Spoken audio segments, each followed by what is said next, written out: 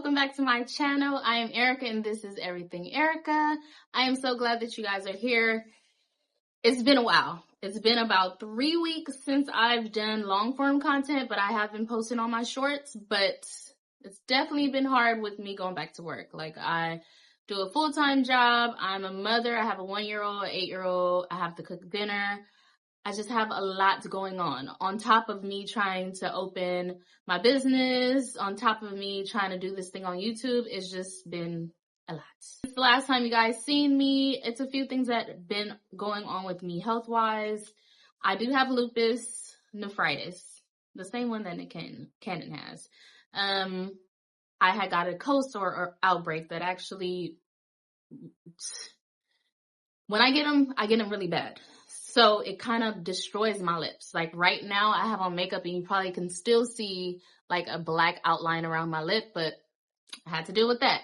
I also got hospitalized for 2 weeks just because my blood pressure was through the roof. It was like 220 over 115. It was super high. So they kept me in the hospital because I'm high risk and I have lupus. So that's been going on. A lot been going on in my life, okay? I'm trying to get it together. It's very hard to record, especially in my situation, just because I don't have a designated spot to record. We have a 1-bedroom. It's me, my husband, my daughter, and my son. Right now, we're working towards building an ADU, so each of us can have our space, but for right now, I don't have that. So my office is about to open next week. It's Prenatal Cinemas for expecting mommies, and I'm so excited. It's been so long, a long time coming. So I decided this is going to be my recording space. Like this is the new home of Everything Erica. This is where it's going to go down. So anyways, on top of that, during this whole process in 3 weeks, I decided that I am way too busy to budget. Like I'm giving up budgeting. To be honest, budgeting is so repetitive. Everything is the same from week to week. You make a budget, you copy that same exact budget from 1 week to the next week. If you have a birthday or a special event, of course you make those little changes, but the budget ultimately stays the same from week to week. So why do you have to like stay on top of that budget? Why do you have to every 2 weeks write down and copy the same thing from the previous month? It's just way too much. And right now I need to simplify my life as simple as I can make it. So I decided to automate everything. I'm just way too busy to be cash stuffing. I'm way too busy to every month write down on every line what's coming in and what's coming out. I know I'm in debt. I know I have to tackle that first, so it's a little easier for me to determine what goes where, but if I can do it, you can do it too. We don't have time for budgeting. So we are going to automate. Before we get into today's video, please don't forget to hit that subscribe button and let's get into today's video.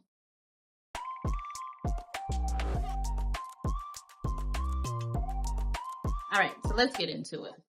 The good thing is if you have already been budgeting, it's very easy to go ahead and get this automation set up.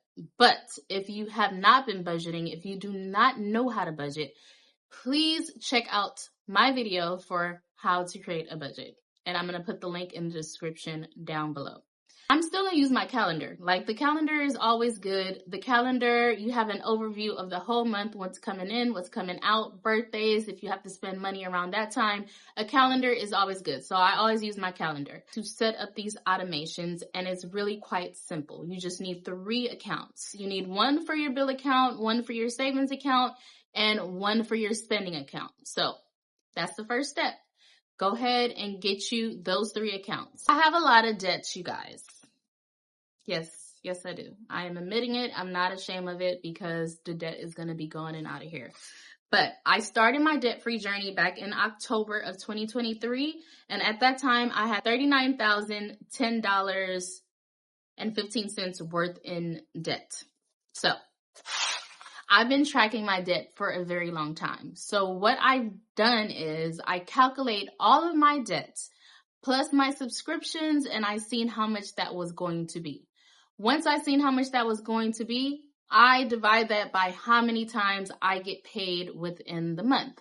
For example, all my debt plus my subscriptions total out to $1,689.97. So what I'm going to do is take that number and divide it by how many times I get paid within the month. I get paid bi-weekly, so I'm going to divide this number by 2. When I divide that number by 2, it gives me $845. So that means every time I get paid, $845 will be deposited into my bill account every 2 weeks. Now, how do you set up this bill account? So you have different ways. For me, at first, our payroll was that you couldn't set up different accounts. You only had one account, all your money goes in there. Now, if you have an account like this, you can always set up automatic transfers. So once you get paid, you set up automatic transfers through that institution that's going to go to whatever other institution you want it to go to. Some other jobs offer where you have multiple options to deposit a percentage or a full amount into that bank account. So let's use me as an example. I want $845 to go into this account every 2 weeks. So I did put $845 to my credit union account, and then the remainder of my check will go into my spending account. Now, my job only gives me 2 options to choose for direct deposit. So once that remainder of the money goes into my spending account, I'm then setting up an automatic transfer from my spending account to my savings account. I hope I didn't lose you guys, and I hope that was easy. Now, I do have a working income. It's not a fixed income, it's a variable income. How I distinguish that I'm going to have enough money every month for my bills is that I bank on getting $24.14 every 2 weeks. Now, my checks are always over $24.14, but I underestimate my pay instead of overestimating my pay just to make sure that I cover my bills each month. This is how my automation is set up.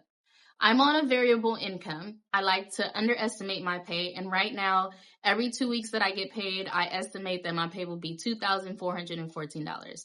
My pay is usually higher than this, but this is my safe place. This is the number that's going to cover all my bills. So now I'm going to go ahead and take a look at my debts and my subscriptions. My debts and subscriptions total out to $1,689.97 from month to month. Now, I take that amount and I divide it by 2 because I get paid bi-weekly. And that amount comes out to $845. I take that $845 and that automatically goes into my bill account. The difference from $24.14 and $845, that amount is going to go into my spending account. Now, my spending account is there. I will have an automatic transfer set up to transfer over $200 into my savings account. I have my savings account with Ally Financial Bank. They're great. They have a high yield savings account. If you're really trying to save and not have automatic access to your money, then this is the place to go. I'm going to put the link in the description below. They don't pay me. I just like to not gatekeep and put y'all on game. So it's been working for me. If you feel like, oh no, I need to have like quick access to my money, you can always open up a checking account with them and transfer your money over as you need it. But they do have a pretty good high yield savings account over there. Okay, so this money that sits in my savings account, what I like about Ally Financial is that you actually have buckets. So although that $200 go over, I can designate and say, I put $100 for emergency fund, $10 for birthday, $10 for birthday. So it's like you're doing cash stuffing, but you're doing it digitally. You don't actually have that money on hand, having to sit down and make everything tedious. You actually are cash stuffing without the cash, basically. And once that money is transferred over there, I then have my spending account. My spending account takes care of bills that I can't take care of automatically or digitally. That's the money that is like my allowance. That's the money that I use to get whatever I may need or whatever I may want. But again, I have to be very responsible with it because again, it's allowance. I have to spend it wisely. I can't spend all my spending money on eating out and then now I'm just sitting there sad because I don't have no more money and I have to wait one more week before the next week comes. So that's how I do that.